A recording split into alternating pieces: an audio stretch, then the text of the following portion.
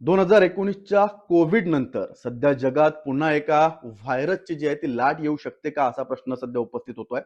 Atlantic महासागराच्या मध्यभागी एक लक्झरी क्रूज जहाज, शेकडो प्रवासी, समुद्रात सुरू असलेला आलिशान प्रवास आणि अचानक जहाजावर एका मागोमाग एक लोक आजारी पडू लागतात. काहींना तीव्र ताप, अंगदुखी आणि श्वास घेण्यात त्रास सुरू होतो. आणि मग येते ती धक्कादायक बातमी. संशयित हंता व्हायरस संसर्गामुळे किमान 3 जणांचा मृत्यू होतो. या घटनेनंतर संपूर्ण जगाचं लक्ष आता एका दुर्मिळ पण धोकादायक विषाणूवर तसंच व्हायरसकडे वळलं. हे प्रकरण आहे MV हॉन्डियस या लक्झरी एक्सपेडिशन क्रूज जहाजाचं. जवळपास 150 प्रवासी आणि कर्मचाऱ्यांसह हे जहाज 1 एप्रिलला दक्षिण अर्जेंटिनातल्या उशुआया येथून निघालं होतं. अंटार्क्टिका आणि अटलांटिक महासागरातल्या दुर्गम भागांना भेट देणाऱ्या जहाजानं ट्रिस्टान डा चुना आणि सेंट हेलिना या बेटांनाही भेट दिली होती. मात्र प्रवासादरम्यान काही प्रवाशांची तब्येत अचानक बिघडू लागली आणि संशय हांता व्हायरसवरच गेला. जागतिक आरोग्य संघटना म्हणजे WHO आणि इतर आरोग्य संस्थांनी या घटनेशी संबंधित किमान 3 मृत्यू झाल्याचं मान्य केलंय. अनेक जण आजारी पडले असून काही प्रवाशांना तातडीनं जहाजातून बाहेर काढून युरोप मधल्या विशेष रुग्णालयांमध्ये हलवण्यात आलं. त्यातील दोघांची प्रकृती गंभीर असल्याचं सांगितलं जात आहे. दरम्यान हे जहाज केप व्हर्डे जवळ थांबवण्यात आलं होतं आणि आता पूर्ण निर्जंतुकीकरण आणि महामारी शास्त्रीय तपासणीसाठी टेनिरिफ इथं नेल्या जात आहे. या प्रकरणात सर्वात जास्त चिंता वाढवणारी गोष्ट म्हणजे या संसर्गामध्ये अर्थातच हांता व्हायरसच्या अँडीस स्ट्रेनचा संशय व्यक्त केला जातोय. कारण हांता व्हायरसचा हा अत्यंत दुर्मिळ प्रकार, ज्याला आपण स्ट्रेन म्हणतो, काही मर्यादित परिस्थितींमध्ये माणसातून माणसात पसरू शकतो. साधारणपणे हांता व्हायरस हा मानव ते मानव म्हणजे संसर्गजन्य नाहीये, पसरणारा नाहीये. पण अँडेस स्ट्रेन हा जो त्याचा स्ट्रेन आहे हा त्याला अपवाद मानला जातो. मग हा हांता व्हायरस नेमका आहे तरी काय? तर हा विषाणू मुख्यतः संक्रमित उंदरांमधून माणसांमध्ये पसरतो. उंदरांच्या लघवी, विष्ठा किंवा लाळेमधील सूक्ष्म कण हवेत मिसळतात. ते श्वसनावाटे शरीरात गेल्यास हा संसर्ग होतो.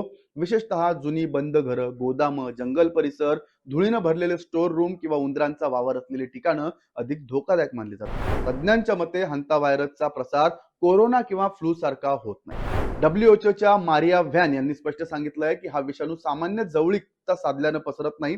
त्यासाठी अतिशय जवळचा आणि दीर्घकाळ संपर्क आवश्यक असतो. उदाहरणार्थ एकाच बेडवर झोपणं किंवा संक्रमित व्यक्तीची खूप जवळून सेवा करणं. या आजाराची सुरुवात सामान्य फ्लू सारखी वाटते. अचानक ताप येणं, प्रचंड थकवा, स्नायूंमध्ये वेदना, डोकेदुखी, उलट्या, जुलाब आणि अंगदुखी अशी सुरुवातीची लक्षणं दिसतात. त्यामुळे अनेक जण सुरुवातीला याकडे साधा व्हायरल ताप म्हणूनच पाहतात, पण काही दिवसांतच परिस्थिती गंभीर बनू शकते. संसर्ग झाल्यानंतर 4 ते 10 दिवसांनी रुग्णाला तीव्र खोकला आणि श्वास घेण्यास त्रास सुरू होतो. फुफ्फुसांमध्ये पाणी साचल्यासारखी स्थिती निर्माण होते. यालाच हांता व्हायरस पल्मोनरी सिंड्रोम म्हटलं जातं. हा टप्पा अत्यंत धोकादायक असतो, कारण या अवस्थेत फुफ्फुस, हृदय आणि किडनीवर गंभीर परिणाम होऊ शकतो. काही प्रकरणांमध्ये मृत्यूदर 30 ते 40% असल्याचं सांगितलं जातं. आता जर तुम्ही पाहिलं तर कोविड-19 ची तुलना जर हंता व्हायरसशी केली तर हंता व्हायरस कोविडमध्ये मृत्यूचं प्रमाण हे 1% होतं. हंता व्हायरसमध्ये मृत्यूचं प्रमाण हे 30 ते 40% आहे. त्यामुळे कोविडच्या कितीतरी पट हा आजार, हा व्हायरस धोकादायक आहे. सध्या या विषाणूसाठी कोणती ठोस लस किंवा निश्चित औषध उपलब्ध नाहीत. डॉक्टर रुग्णांच्या लक्षणांनुसार उपचार करतात. वेळेवर ऑक्सिजन सपोर्ट, ICU उपचार आणि वैद्यकीय मदत मिळाल्यास रुग्णाचा जीव वाचण्याची शक्यता वाढते. काही प्रकरणांमध्ये रिबॅव्हिरिन हे अँटीव्हायरल औषध वापरलं जातं, पण ते सर्व प्रकारच्या हंता व्हायरसवर प्रभावी असल्याचं सिद्ध झालेलं नाहीये. आता सर्वात मोठा प्रश्न, लोकांनी यामुळे घाबरायला हवं का? आरोग्य तज्ज्ञांचं स्पष्ट उत्तर या प्रश्नाला असं आहे की नाही, पण सतर्क राहणं गरजेचं आहे. WHO आणि CDC यांनी सांगितलंय की सध्या हा संसर्ग जहाजावरील विशिष्ट गटापुरताच मर्यादित दिसत आहे. व्यापक समुदायामध्ये तो पसरल्याचे कोणतेही सध्या पुरावे सापडलेले नाहीत. तरीही या घटनेनं कोविड काळातील क्रूझ जहाजांची भीती पुन्हा एकदा जागी केली आहे. कारण बंदिस्त वातावरण, सामायिक सुविधा आणि मोठ्या संख्येने एकत्र राहणारे प्रवासी यामुळे अशा जहाजांवर संसर्गजन्य आजारांचा धोका हा जास्त मानला जातो. तज्ज्ञांनी लोकांना काही महत्त्वाच्या सूचना दिल्या आहेत, जसे की उंदरांच्या संपर्कापासून दूर राहणं, जुनी बंद खोली साफ करताना मास्क वापरणं, अन्न पदार्थ झाकून ठेवणं, उंदरांची वस्ती होऊ न देणं आणि फ्लू सारखी गंभीर लक्षणं दिसल्यास तातडीनं डॉक्टरांचा सल्ला घेणं आवश्यक आहे.